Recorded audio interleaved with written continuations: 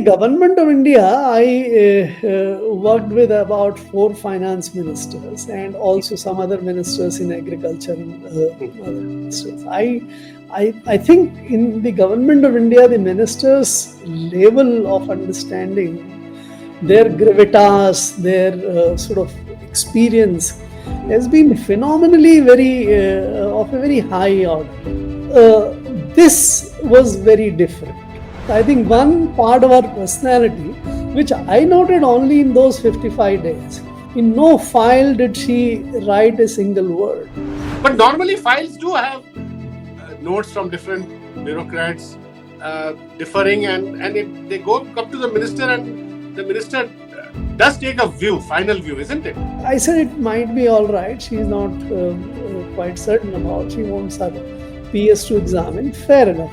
So on the first day itself, I got a sense that she's carrying some sort of bias. She had a preconceived notion about you and your style That's of the work. sense I got, but that was too early. I couldn't have sort of figured out, and I would have definitely loved to make the relationship work. Subhash, my interpretation of tip-off is that this decision came directly from the Prime Minister. It had full political backing. He said you will be given a paragraph, include that in the budget speech. Yeah. It was as simple as that, and keep off. But when the paragraph came, the description came to be included in the budget speech, I found another sort of gross error over there. That was very clear to me that because we had the socio-economic caste census number of the farmers, that was less than 8 crore. Even if between 2013 or 2011 and 2019, it might have gone up. It couldn't have gone up to 12 crores. It can't be 50% more. Hello, and welcome to this special discussion on The Wire.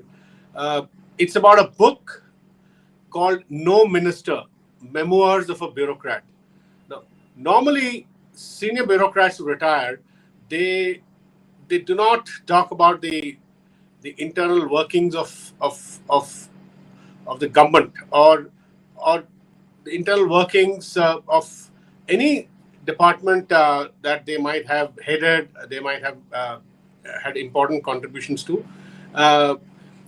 But here we have a book, a very interesting book by Mr. Subhash Garg, former Finance Secretary and Secretary, Department of Economic Affairs, on the workings of the Finance Ministry before he retired, particularly, which is July of 2019. He worked with the present regime for some years, but this book is about his memoirs. So memoirs actually begin from the time he joined the IAS. He was a Rajasthan cadre officer, and it actually it starts with his joining the IAS and the various, his whole journey, the various administrative positions that he had occupied in Rajasthan and much later at the center. But the important thing is that given his aptitude with finance and economic affairs, economic policy making, he spent the last decade and more, 2 decades at least, dealing with economic policy making. So that's very important. And he showed special skills and aptitude in that regard. So here in this discussion, we would be focused more on his stewardship of finance ministry and various other issues relating to economic policy. So welcome to this discussion, Subhash, Mr. Subhash Garg. We are happy to have you here. And thank you. Yeah, and thank you, Venu. It's pleasure to be with you. Yeah, and thanks for a wonderful introduction. Yeah, and our viewers may recall we had also spoken to Subhash when he had come out with his first book some years ago, which was called "We Also Make Policy," and that book also had very interesting insights on the inner workings of the government. Now, normally even journalists do not while they are covering the Ministry of Finance, economic policy, they do not get to know the details of the inner workings. We managed to sort of. I've been sort of covering finance ministry. I've covered finance ministry for 25 years. And I can say that we don't get to the depth of the workings of the ministry. We do get information, but not in the detail that Mr. Garg has provided in his book. So, Mr. Garg, let's start with the basic question, which I was curious to ask you. As the title itself suggests, no minister. You have been a bureaucrat who's always had a mind of his own, and you have had your convictions, and you've been known by your ability to say no. So, in many instances of serious policy making, you have said no where it was required, and of course you have contributed a great deal where policy issues mattered, when new policy reforms were implemented. But here we'll focus on the areas where you said no, because the book title itself is No Minister. So please tell us, in the last few years of your being in the finance ministry, you had a pretty uneasy relationship with the present finance minister, Ms. Nirmala Sitharaman. Could you tell us what led to your tense relationship with Nirmala Sitharaman? Because from my reading, when you left, the cabinet the principal secretary to Prime Minister, Mr. P.K. Mishra, who's the most important bureaucrat in my view in the Modi government, he told you, and you had worked with P.K. Mishra, he told you that you were a brilliant officer, you were hardworking, but from what I could gather, he said but the finance minister and you are not getting along well, so it's either you or her. So please tell us what happened. Yeah. So thank you, Venu. I think let me just give a wider context to why this title is there. In the life of a civil servant in the IAS, there are basically two big phases. One, when you work in the states and also at the center, primarily in implementing the policies and the programs. And in the second phase, when you work at the policy making level, you contribute in different capacities to advise or formulating notes or even designing the policy and seeing it through. So in the first sort of phase of implementing programs, laws, policies, etc., civil servant is in charge. He is the guy who actually implements, who issues orders, who issues memos, who issues permits, whatever you may say. He delivers grants. The ministers are not in the executive role. They are there. The politicians are there, MPs, MLAs, and many others, even ministers who are there. They don't implement. They have no role in implementation. They have no executive authority in that sense. And there it is relatively, in a way, contextually speaking, you can say no to them in case they want you to do something which is not in accordance with the rules, regulations, programs, etc. So it's more straightforward there, that relationship. I document many instances of that, including, let us say, refusing the then agriculture minister, Jakhard, who wanted a mustard processing mustard processing plant to be installed in his constituency, Sikar. So there are many instances which was not justified by. So I said no. There might be some consequences of it, but that is easier, straighter, so to say. Yeah. In the later part, when you are participating in the policy making, it is the minister who has the primacy of the role. It is the prime minister, the minister who have the authority to decide the policy. You more into the advisory role. You make many information knowledge available to them. You make drafts. You prepare the laws and many kind of things you do. But the final decision making is that of the minister. There is Yeah. some implementation role there also, but in terms of the policy making. So here, when you work in the government of India as a secretary, and you have a finance minister. Finance minister is a very powerful person in the scheme of things of Yeah. the government and the cabinet as well. So there, in this particular case, since you raised the issue relating to Mrs. Nirmala Sitharaman, she took over at the end of May 2019 after the general election, and she was appointed finance minister and she joined. I didn't have a very long time overlap with her. It was about 55 days or so, but those were Yeah. very eventful days. The budget was to be presented. There was this G20 with Japan being the sort of presiding country. There was the finance ministers meeting, which was to take place in the month of June itself. The prime minister was to go. So there were a lot of intensive activities going on at that time. Budget Yeah. is one of the biggest policy making instrument, as you know. Yeah. Yeah. So it so happened, I think this was a little unfortunate, that when she came, I don't know, she must have taken a lot of feedbacks from others, or others might have given it to her. Yeah. Uh, I think she came with some sense of um, So finding you me. basically you got off on a wrong start, wrong foot with that.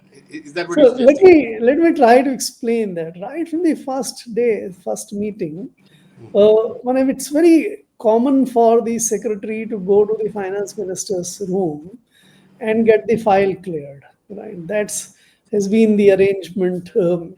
But when I handed over took up some of the files, 2 or 3 files with her, she said, "Leave this to my PS." Okay. That was unusual on the first day, but I said it might be all right. She's not quite certain about. She wants her PS to examine. Fair enough. So on the first day itself, I got a sense that she's carrying some sort of So bias she had a against. preconceived notion about you and your style That's the of work. sense I got, but that was too early. I couldn't have sort of figured out, and I would have definitely loved to make the relationship work because as I said, we had an intense agenda. But as we went along, that impression that she was carrying certain kind of biases against me became more and more evident. But since you have to deliver something, the flashpoint really came in the case of that surplus issue with the RBI, the Economic Capital I know. Framework. Yeah, I read that. Yeah. Yeah. You read that, so that is where she said, and I was surprised when she said that who has authorized you to write the dissent note, because I was putting up a dissent note in the committee. The committee was entitled to take a decision. I have no problems because if you're not in majority, the decision is that of the committee. But you're always entitled to write a note, a dissent note. And I felt very strongly that the committee was acting against the interest of the government, Okay. which, as finance minister, she was supposed to protect. And Okay. that is where she raised this question that who's authorized, don't write the dissent note. Yeah. Then I had to tell her, I said, Madam, I'm acting in the interest of the government. But if still you want me not to write that dissent note, then you have to give me in writing. Mm. Uh, I won't take the oral orders. So that is in a way of saying no, right? Yeah, yeah. That I'll not take the oral orders. And she was not prepared to write or give in the writing. She went to Prime Minister and Okay. said that I'm not listening to her or whatever, and I need to be told clearly that I am not to give a dissent note. And I received a call from Nripen Mishra on a day, on that day or the next day, saying, Subal, don't put the dissent note. Then I told him, that you are aware of the entire matter. The government stands to lose about 2 lakh crores of rupees. Mhm. And this is not something you would like me to do. But, so then when the This conversation, is that RBI transferring its surplus to the government, right? correct. Yeah. So Okay.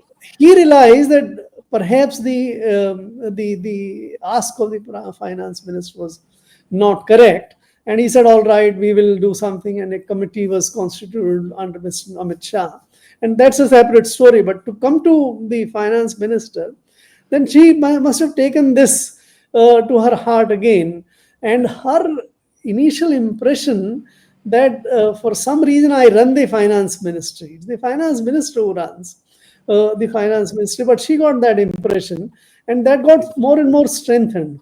And then she asked for the transfer. So, and that is when PK Mishra, you quoted, told me all these things. Again, I have no problems about being No, transferred. I'm a bit. Can I just pause here? What Yes, surprised me was PK Mishra has seen your work over the years, and you yourself said you had a good relationship with him, and he told you the words that your book. He told you that you're a brilliant officer, you're diligent, hardworking, but but you but if you have clashes with the finance minister, then it's between you or her.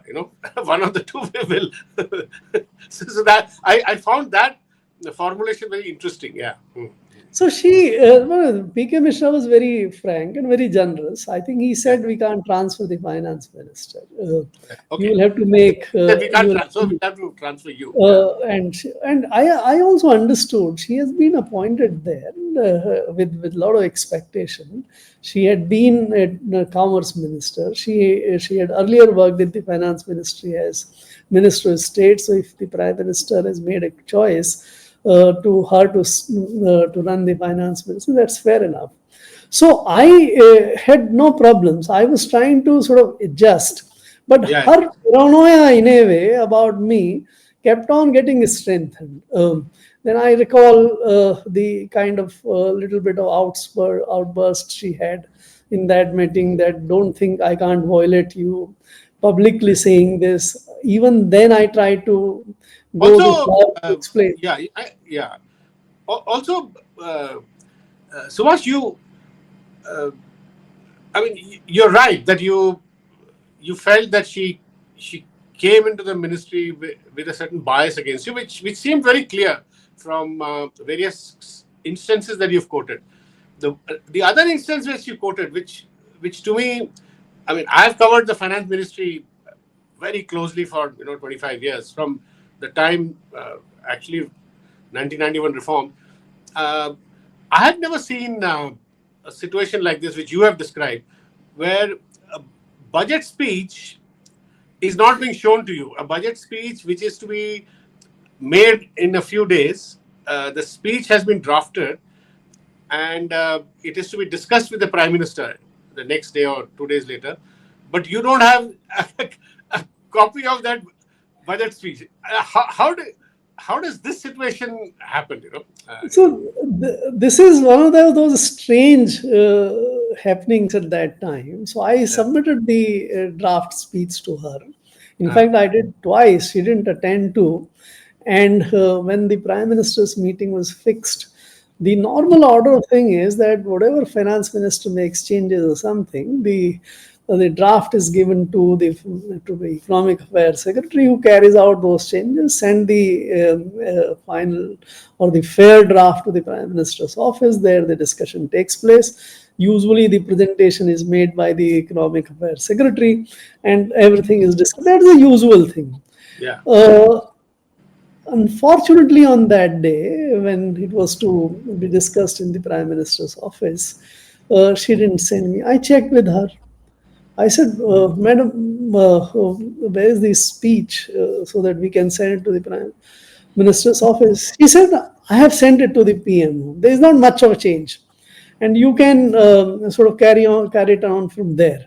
This was a very unusual, strange thing. So, and when it was only her hand corrected kind of copy, most likely, which then in the Prime Minister's office, Prajendra Navneet, who was the Joint Secretary there, from that copy, he read out the contents. I had mine one. 90% of it was same as I had given, but 5 to 7% or 10% paragraphs had some changes or the other. This was in a way embarrassing, but I think everybody understood, and the discussion went on.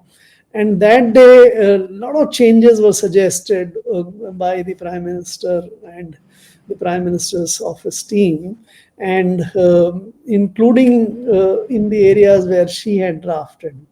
Many of them were not even accepted. And it was late. You're saying many of her additions were not Were also accepted, not accepted. which were not shared with you. Yeah, exactly.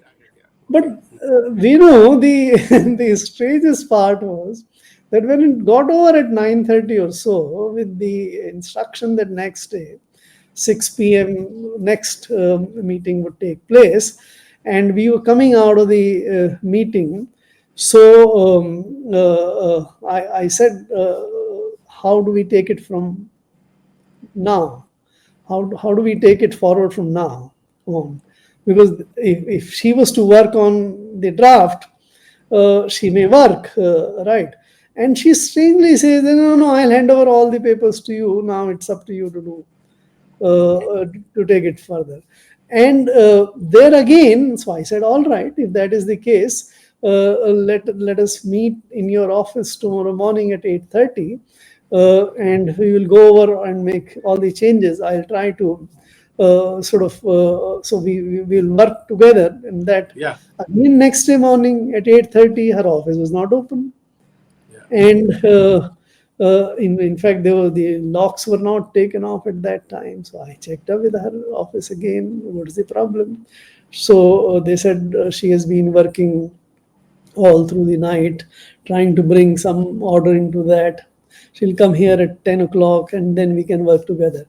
And she came at 10:30 or so. Then we worked for 4 or 5 hours together in her office, made sort of it a neater and more clearer draft, taking on some of them, building on what the discussions took place or something. And by 6 o'clock or so, we asked for about an hour's extension that day. But we had a jointly sort of shared draft. And from then on, we took it forward. The last straw was, which I also described, when I made up. So transfers, etc., fine. But one thing which sort of made me think that it perhaps is no longer justified to be in the government. When for the first time in my life ever, a note sheet which I was party to had been changed. It was redrafted. And they changed what you had written on a file, is it? On a note sheet? Yes, that file had long notes from me. That file had long notes from Rajiv Kumar, and where we had differences on a certain kind of issue which was to go into the finance bill. It was basically relating to the regulatory or the resolution power on NBFCs to be given to RBI or not to be given to RBI. Where you say in the book that she probably got confused between regulation and resolution. But that's a minor point. That's not the main. The main thing was that the note sheet. So after Prime Minister's office discussion, we put it up after Rajiv wrote and I signed it. That yes, this is the decision which has been taken and let it be.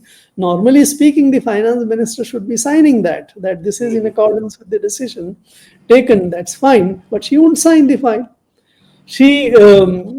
Her office said that this file has all this discussion going on between two of you, Rajiv Kumar and you, and it's not a clean kind of file. It's not. Okay. And therefore, the file had to be sort of changed. Then I said, if going forward, I didn't know that what would be the sort of working relationship in times to come. And if note sheets were to be changed, you overrule, it's understandable. You disagree, that's fine. Yeah. Right. But if the order sheets and the note sheets have to be changed, the files have to be sort of redesigned, reconfigured, rewritten. Or almost reconstructed. Yeah. Reconstructs. That's not the thing which I would be happy to work with. And yeah, that's not. That's also. That's not proper. There's an impropriety. Absolutely improper. So have you, Subhash? Was it the first experience of yours of this kind with a minister? In the past, you worked with so many ministers. What about Arun Jaitley? You didn't have any such issues with Arun Jaitley, right? See, I must have worked with about 25 odd ministers in my life in the IAS. There have been worse kind of situations where I was thrown out the next day from the position. So that's understandable. That's not all. But nowhere was I ever asked to sort of rewrite or modify the file. Okay. This was, to my mind, an unprecedented, unacceptable situation. This could not have been prevented by simply saying no. I would have, in that file, still made it a big issue, but there was a budget coming. And you had to see the budget through. A few I days had to later, deliver the budget. So I made this tactical compromise, so to say. I said, all right, let this go, let the budget come. I leave the government and not be party to it any longer, rather than fighting it right in this kind of situation, which might even jeopardize the budget. Okay. How was your relationship with Arun Jaitley, the finance minister who was previous to her?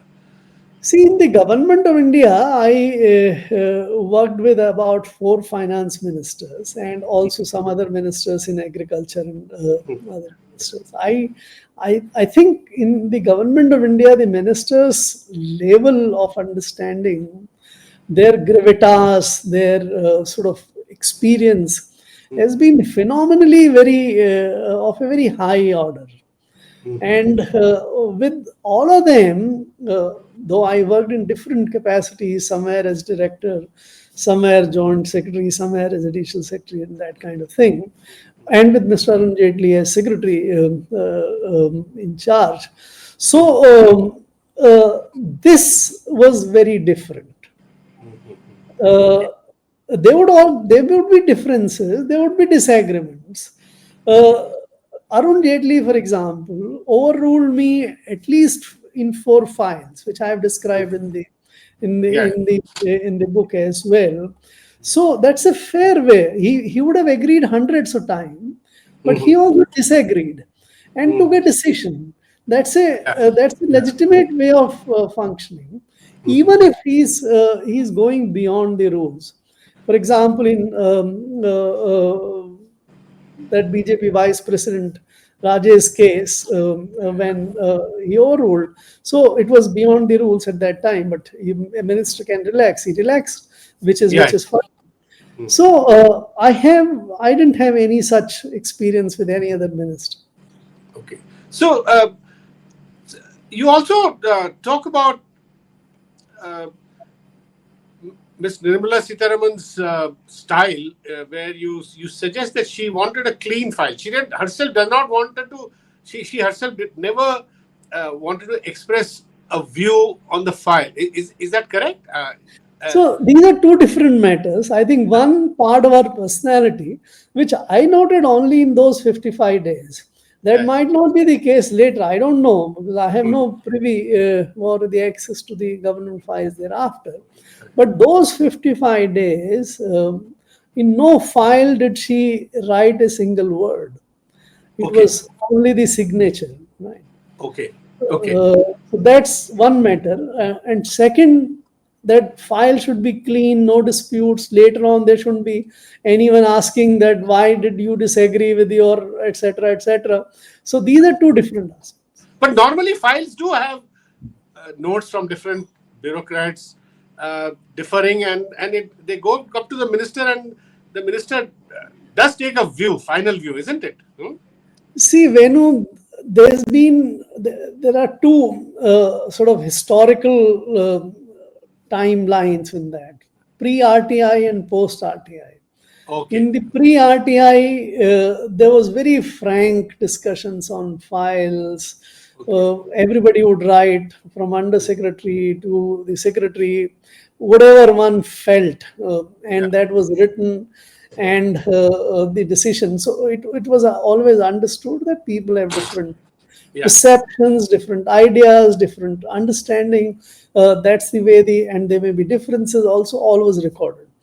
But believe me, after the RTI, and when the file note sheet started getting shared, I noted this distinct tendency in most of the offices not to write on the note. Okay, that's interesting that you're saying this, yeah.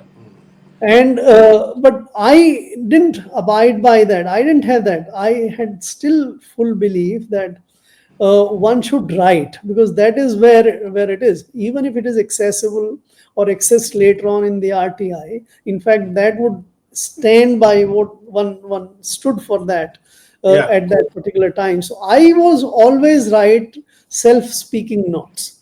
That is my way of working. And minister may disagree, minister may agree, minister may overrule, minister may ask for questions, queries, whatever. So all my in my experience, everything stayed. Arun Jaitley never asked for a. He was bright enough in the sense that if he was not comfortable about something to be done and was not to approve, he would raise number of questions. So that file will go for something which will create enough record. So to say that he is not of this particular view which is being done. So that this is, or if he wanted to take a certain line clearly, he would record that line. For example, that telecom case where that AGR on sale or transfer of spectrum, I think he took a absolutely incorrect view, but that was his view. Fair enough. So he was confident. He was confident to write his view on the file, which you're saying that for some reason Nirmala Sitharaman, in her initial 55 days that you interacted with her, she was reluctant to give her view on the file. I'm surprised because Nirmala, in some ways or in many ways, was mentored by Arun Jaitley. So the appearances will be deceptive. I don't know whether he mentored her or not. So I don't. No, this is generally believed by political journalists. They believe that Arun Jaitley did sort of in some ways guide her. I think she also in some forum has said this, that Arun Jaitley has been a I would only say friend, philosopher, guide kind of. So coming. So Subhash, now coming to some other issues that you have flagged in your book, very interesting issues. You were in the middle of some really very big, policy decisions. For instance, before an election, like 6 months before 2019, you left in July 2019. After the budget, you decided to quit, and you took voluntary retirement. Right now, the 7-8 months before that, some really big decisions were taken, and you were party to that, and you expressed your views very frankly, as you always did. one issue was, which you have also referred to in your previous book, We Also Make Policy, was the way PM Kisan scheme was designed. Now, PM Kisan was obviously was announced some several months before the 2019 elections, and it was very clear that to all political observers and all journalists, it was very clear that the massive transfer income, some 65,000 crore to farmers, 11 crore farmers, was obviously in view of the elections which were coming after 6 months, and the pressure on the government that something had to be done for the farmers. Now you took a slightly different view. Could you tell us what was the tension in that decision making process? No, Venu, this was not 6 months before the elections. Uh-huh. We're talking of 1st of February 2019. When Okay. the election was May, so it was about 3-4 months before the election. Yeah. Exactly. So election was just round the corner. Okay, I correct myself. Doesn't matter. I thought I'll put the timeline correctly. Yeah. So it is just before 1st of February. It's in the month of January, so to say. And it was generally believed that once you put you present the budget, a couple of weeks after that, the model code of conduct would be sort of applied. So you were running against a very tight schedule. I remember that. In fact, Right. this was a criticism also from the opposition that in an interim budget, how is such a big welfare scheme being unveiled? Yeah. The other interesting innovation was that this was not a scheme for the coming year. This was a scheme for the ongoing year. So it was retrospective. Yeah, you're right. So in a way, it was retrospective that 1920 budget. It's not for 1920 budget. It is for changing the 2018-19 budget, so to say. And it was, I think it was from October the previous year, the implementation, right? So the idea was that of the 3 installments, 4 monthly, the last installment, which is due from 1st of December to 31st of March, that one installment should be delivered before the election. Oh, that was the idea. So that, Right. So did you object to that? No, the problem was different. My view about how to deal with agriculture situation were known. So I was in a way sidelined. Okay. So the discussion on the PM Kisan was going on between the agriculture ministry. Mr. Arun Jaitley was participating in those group of ministers or something, or the PMO. Nobody else was participating. Maybe somebody from expenditure division might be doing it. And so about 10 days or so before the budget date, this comes to me in a way that this scheme is going to be announced. I had in the meantime worked on an alternative formulation, which may be considered politically unimplementable at that particular time, that convert all the existing subsidies into one single cash payment scheme, so that you don't. That's you arrived at an amount of 20,000 rupees per acre. So I had worked on that. So the moment I came to know of this, that it is an additional scheme, and it is to be sort of implemented right from this financial year, and this is basically to sort of come back one up on the Andhra Pradesh, Telangana and the Odisha scheme. Raitu Bandhu scheme, Andhra Pradesh. So the moment I came to know, I went to Arun Jaitley ji. I said, this is coming up. This is going to be quite a costly thing, and not a best to think you're going to take such a large liability, not only for 1 year but for years to come. There would be pressure in times to come to increase this amount, etc., etc. So I don't think this scheme should be supported by you. That is what I told him. So he said that, oh, Subhash, a lot of discussion has taken place on this, but still you have a point. And why don't you do one thing? Why don't you make a presentation before Nripen Mishra? That is what he told me. So I sought time, went to Nripen Mishra. Nripen Mishra told me, keep off. Okay. Yeah.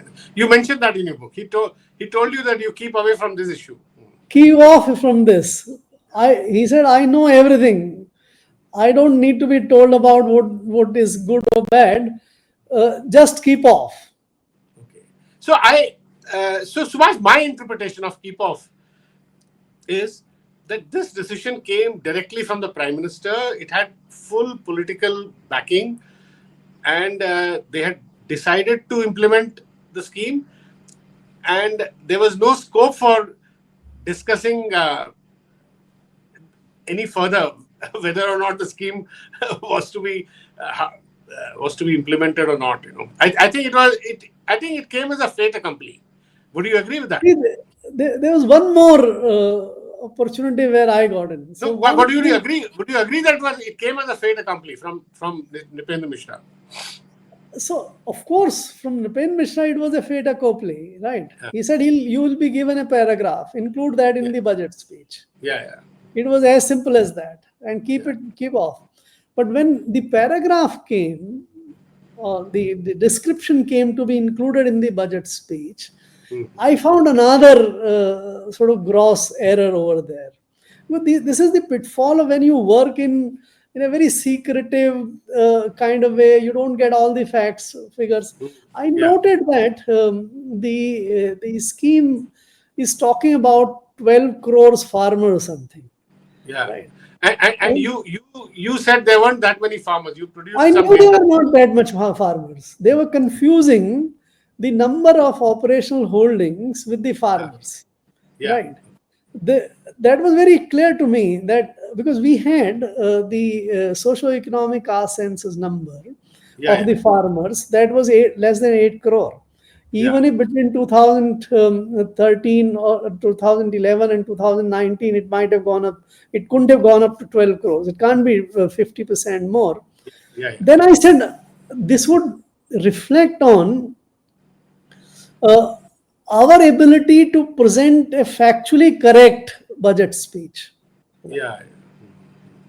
And whether you like or not, I was in a way the author of that budget speech, because as a Secretary Economic Affairs, you do it. And to get a wrong number as a base for a scheme was again something unacceptable. So I went to Piyush Goyal at that time. Mr. Jaitley had gone to America for his treatment. And I told Piyush Goyal, I said, see, if the government has decided to do this scheme, that is fair. That's the government's right to do so. But we don't have 12 crore farmers. Why do you put that number there? Yeah. Right. And tell me, you also argued just listen to this. Yeah. So then Piyush Goyal said, this is, and he said, this kind of mistake cannot go. So I gave him all the numbers, etc., etc. And he was also somewhat doubtful about the way the scheme was, but that's not important. What is important, he agreed. He said, these numbers cannot be wrong. So I gave him all the numbers, etc., all the data. Then he went to Prime Minister's office. He said, let me go and talk to them and come back. He went, and next day he reported that he discussed, but they said, number theek kar lijiye, but the scheme has to go as it is. And we put a different kind of construction on the paragraph which announced the PM Kisan scheme. That was my little contribution in the PM Kisan scheme, to put some numbers or some language which is right.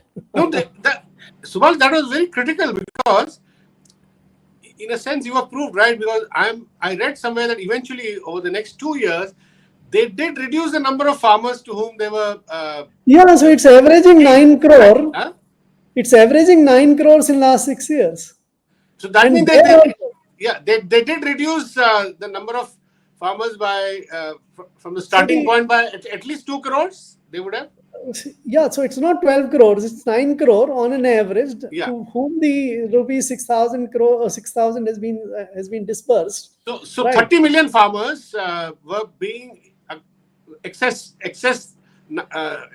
farmers were being paid, which eventually they corrected. No, They no, brought they it were down to not 30 million paid. farmers. That let us not confuse. 12 crores were estimated number. Okay. Then at one point of time, for 2 or 3 months, it was dispersed to about 11 crores. Okay. But average is about 9 crore, right? Okay. And so that is the way it is. But it is now, it is on record that in some states, Yeah. the number of farmers is far higher than what it is in the SECC record and otherwise. Okay. And then they got it, there must be one family splits. It says that Okay. we are four families, Yeah. farmers' families, right? So different kinds of. So something is going on, which is not a very decent thing to do. There is But some maybe a little yeah. bit hanky-panky also. No, definitely, Subhash. I myself have done some anecdotal surveys, and I found that a lot of people who are working in Delhi, Bombay from UP, they're not in any active farming. They may have maybe 5 बीघा 5 बीघा वो बटाई में उन्होंने दिया हुआ है, मगर sitting in Delhi, Bombay, they are getting the 6,000, and it's a uniform story everywhere. Farm people who are not farming and working in cities are getting this 6,000 rupees. So Venu, this is not linked to you being an active farmer. Yeah. It is linked to whether you own on record a land. Okay. That is. Okay. So there was another interesting battle which went a little bit. So what happened was that even many government servants own the land, especially in the class 3, class 4, class 2 kind of thing. Yeah. They were also receiving. So I raised this issue in the post budget kind of thing when we were drafting. Yeah. So I said a class 4, a technical service provider or a clerk in the government gets far higher than the average income of what a farmer earns. So why should such a person, a government servant, be included in the list of recipient for this PM Kisan?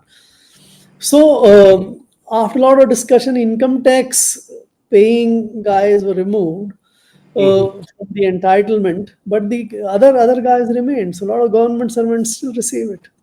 Yeah, true. So now let's move away from to another subject.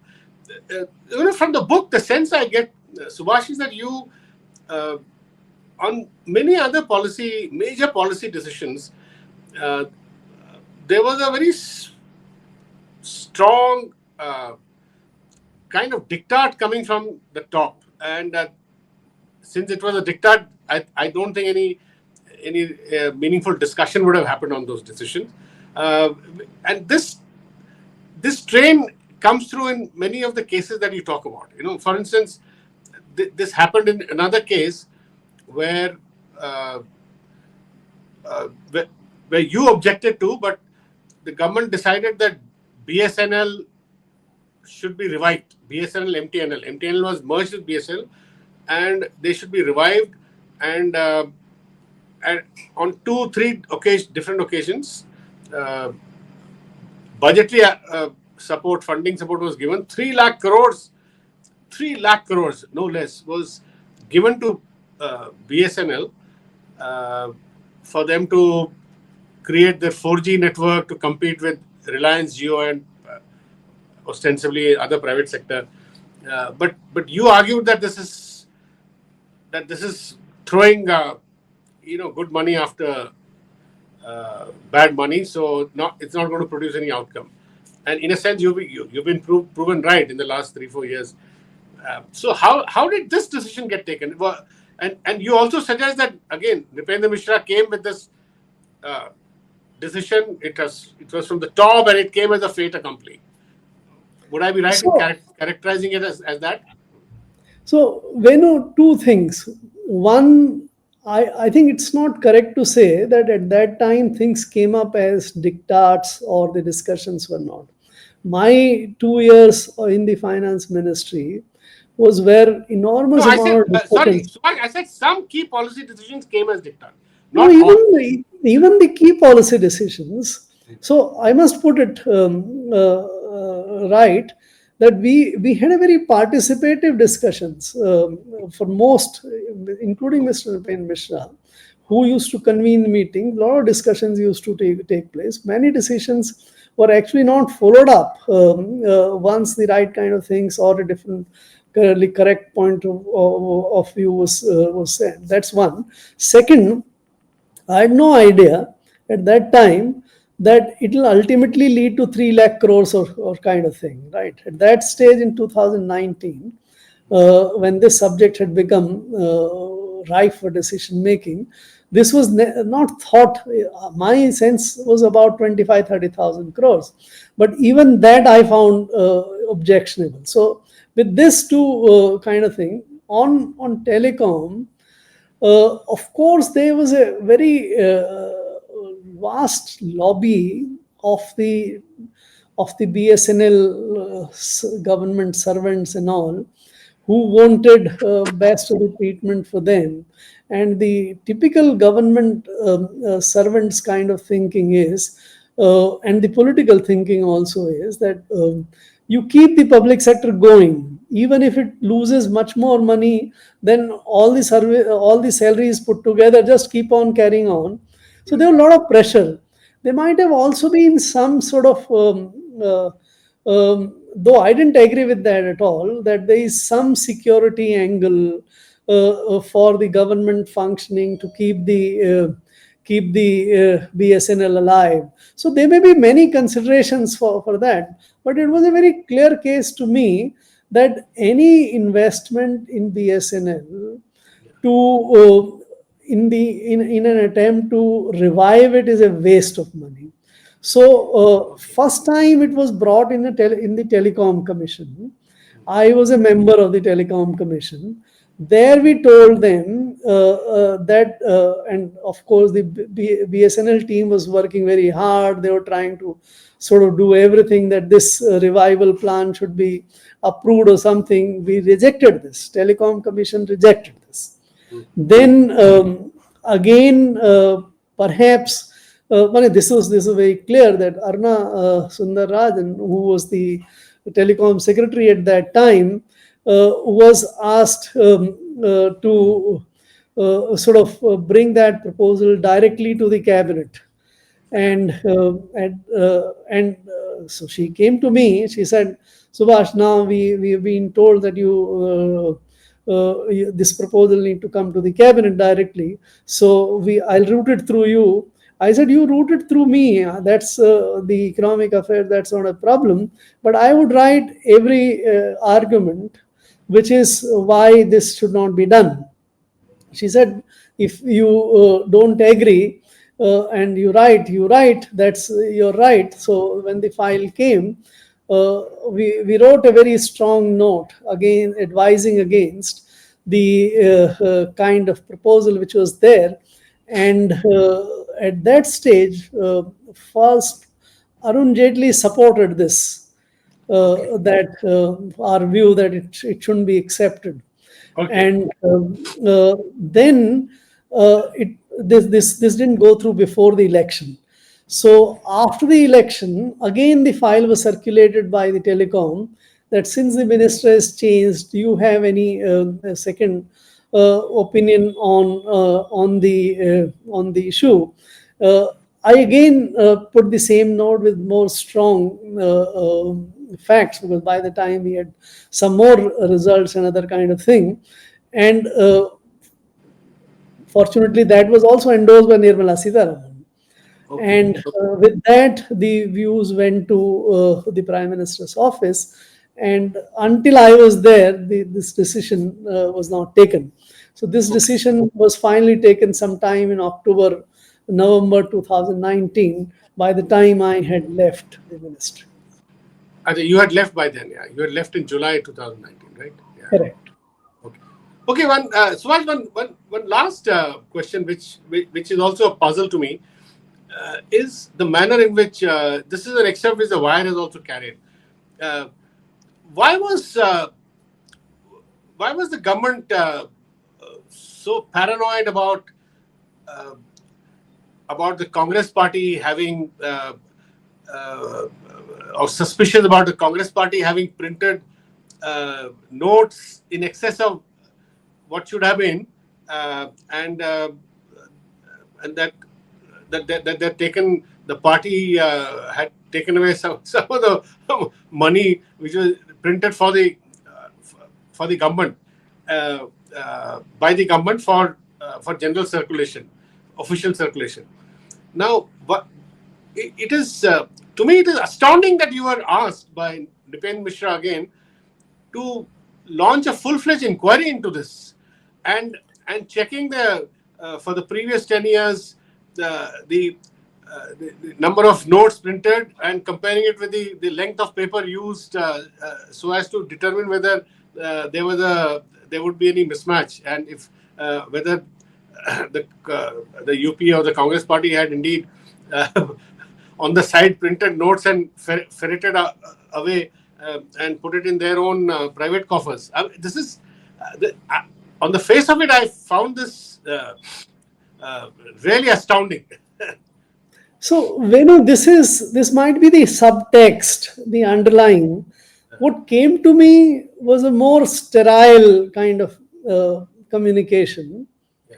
and that there should be an examination, an investigation kind of thing, that whether any extra notes over and above what was accounted for were printed, right? So, what is the way to do it? How do you assess this kind of thing?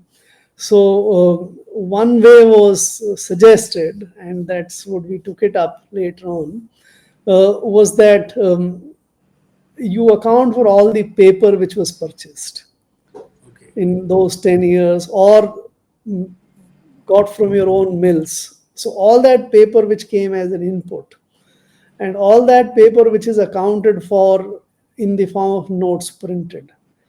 And we print billions of pieces, right? That must have been a really gigantic task for you, right? Of course, there are records for everything. So, and not me. I didn't do those calculations myself. Much of those calculations were done by the company which we have, this SPMCIL, our note printing company, so to say. Of course, they had to put much more effort, but they brought all this to me. I checked, checked calculations, rechecked calculations to make sure. And I think there was about 4.5% kind of difference between the length of the paper and the plinth area of the notes accounted for, so to say. There is a certain kind of wastage which is there, because Okay. you can't print on inch to inch kind of thing. But you didn't find any serious mismatch Exactly. between So notes printed and the paper used. Yeah. we compared it with two norms. One, what is the international wastage norm? That was about 2%, 2.5% kind of thing. And what is our historical 40, 50 years of wastage? That was about 3.25%. So about 4% was not extraordinarily high. And So, it can't. so And I basically, knew, their suspicions were unfounded. That's what you're of saying, right? course it was, but then it was not given up. Then it was suggested that let it get investigated by some expert from outside. There I said no. That is what, if the no is a part of that, I said we'll not allow any outside agent to come to our note printing presses. Yeah. That is not on. What kind of person comes, what kind of records he takes, what kind of photographs, other kind of things he takes, what kind Okay. of information about our secret. So then it was agreed that let it be done by Vivek Debroy, which I said fair enough. He is a government inside the governmental system, etc. That's where it was left. And what happened to it after I left, I don't know. It also anyway. It surprised me, Subhash, that this exercise was undertaken 2 years after demonetization. Because if indeed people had taken, even if it was true, even if assuming that people had uh, take printed additional notes and kept it for private use, it at least a 2,000 rupee notes would have been it would have been, But anyway, many of the What notes came. motivations work in the larger system, I don't know. Yeah, And it's not my brief as well. But yeah, yeah, what concerned the department and what concerned the ministry and me is yeah. what I have stated in this. So thank you, Subhash. You really uh, shared a lot of the inner workings of the finance ministry with us, with our viewers, and I would recommend to the viewers that please go through this book, uh, No Minister: Memoirs of a Civil Servant. It's You will find far more material than what we have discussed on this program. And with that, thank you very much, Subhash, for talking to us. We'll catch up again. Thank you. Thank you, Venu. All the best to you. Bye bye.